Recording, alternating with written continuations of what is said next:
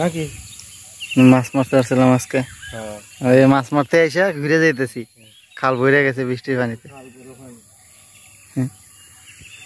এই মোটর নিয়ে আসছিলাম দুই ভাই।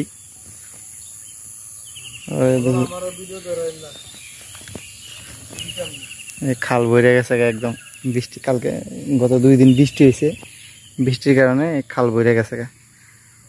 মালয়েশিয়ার এসব খালে শুধু বৃষ্টির পানি থাকে, তাছাড়া এমনি 2-3 দিন বৃষ্টি না হইলেই খাল শুকায় জায়গা, তখন আঁটু পানি থাকে।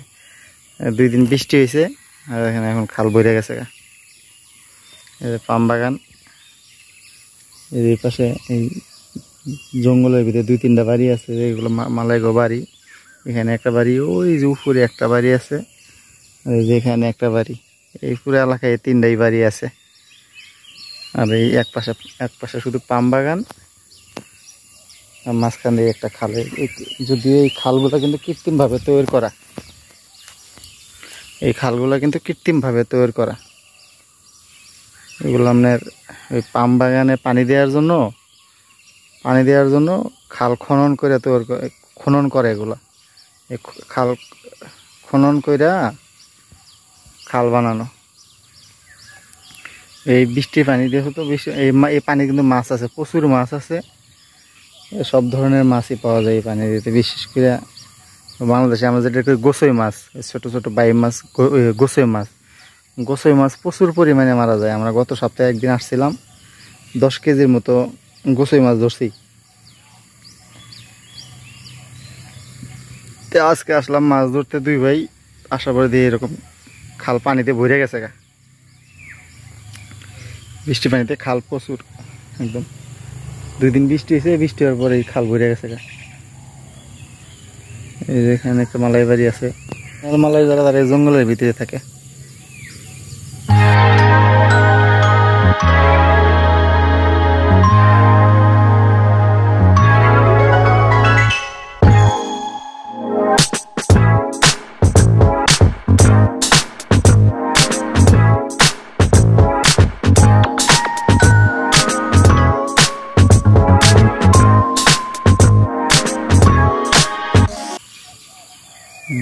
খাল, কত সুন্দর খাল, নদীর মতো ছোট্ট একটা খাল। এই খালের ভিতরে মনে করেন প্রচুর মাছ থাকে।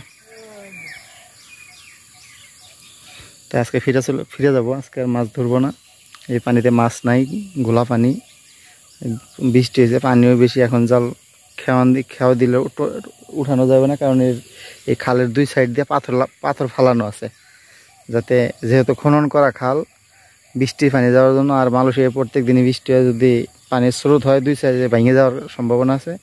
এর জন্য 2 সাইডে দিয়ে পাথর ফালানো আছে। পানি কম থাকলে তলায় থাকে, তখন আর পাথর থাকে না, তখন শুধু নিচে বালু।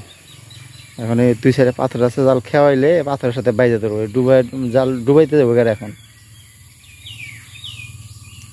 ডুবাই মাছ ধরার ইয়া নেই, শখ নাই, ফিরে চলে যাবো গা।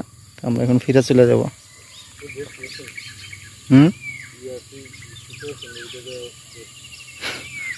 মাছ ধরবেন, বড়শি দিয়ে মাছ ধরবো। জানে ঝাঁকি জাল দিয়ে পায় না, আরেকজনে যে বড়শি নিচে বড়শি দিয়ে মাছ ধরবো। মালাইয়ের এইভাবে বড়শির মাথায়, বড়শির ছিপের মাথায় কারেন্ট জাল বাইন্ধে দিয়া পরে বড়শি ফেলায়। মাছ নয়তো বড়শিতে আটকিবি, নয়তো জালে আটকিবি, যে কোনো একটাই আটকিবি।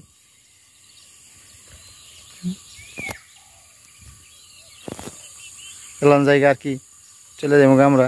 মাছ ধরা হইলো না আজকে, ফিরে যাইগা। এখন ফিরে গিয়া রুমে গিয়ে ঘুমাই গিয়া, আর কি করবো।